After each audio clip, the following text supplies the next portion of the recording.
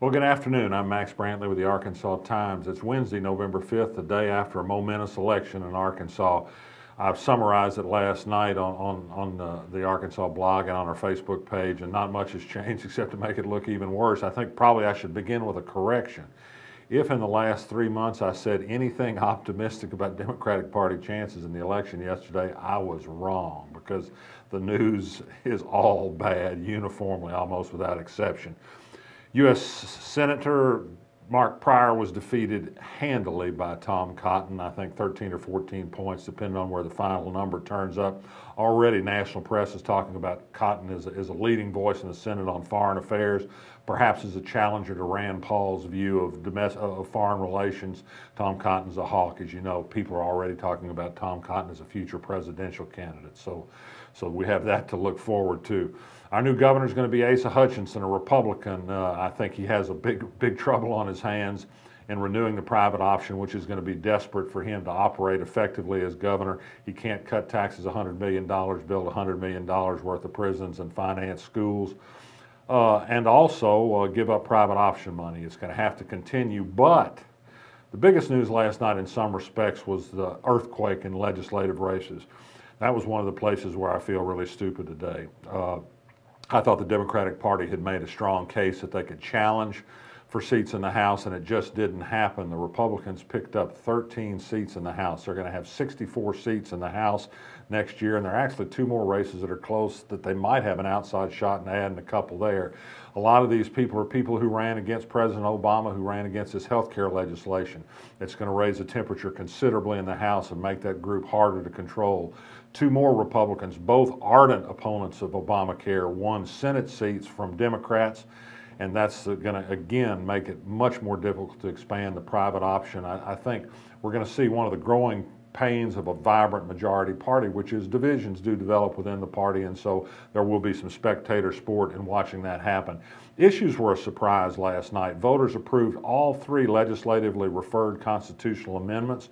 One to increase legislative power over rulemaking, one to make it harder to put initiatives on the ballot, and another to extend term limits, but also to impose some new ethics restrictions on legislators. I'll mention a little bit more of that later. Saline County voters said, yes, let us have alcohol. This was kind of interesting because voters did statewide approve a ballot measure that would have allowed alcohol sales in all 75 counties. The campaign against that was led by liquor stores, including in Pulaski County, that operate on the borders of dry counties currently. They wanted to keep their monopolies. So some Little Rock liquor stores that operate down the Saline County border spent a lot of money to prevent a statewide wet vote, but they saw themselves losing in Saline County. The people who had fought the Saline County vote tell me they will not appeal the decision, so beer soon will flow in Saline County, Arkansas. That's good news on a night that there wasn't much.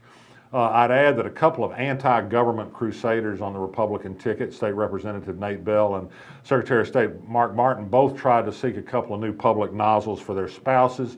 Both of them lost. Nate Bell's wife lost a race for county assessor, and Mark Martin's wife lost a race for mayor in Prairie Grove. There's a lot of film from last night's coverage done by the Arkansas Times. I urge you to take a look at our Arkansas blog. Some exultant Republicans talking about the victory and some people caught in candid moments talking about the races. I think you'll find it entertaining.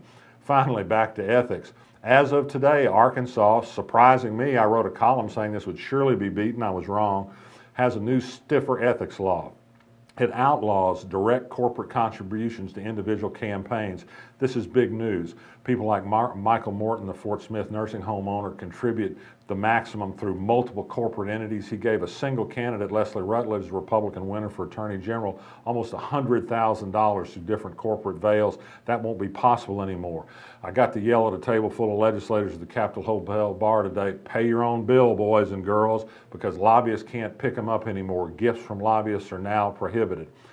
These are good news, I think, and I think in a legislature where power has become huge, you know what they say, ultimate power can do, it can corrupt, so I think whatever limits we can place on how people use that power, including to solicit gifts from lobbyists, is a good thing. So we have that to be thankful for last night. It's a long road ahead for people in the wilderness who are Democrats and progressives in Arkansas. The Republicans are firmly in control.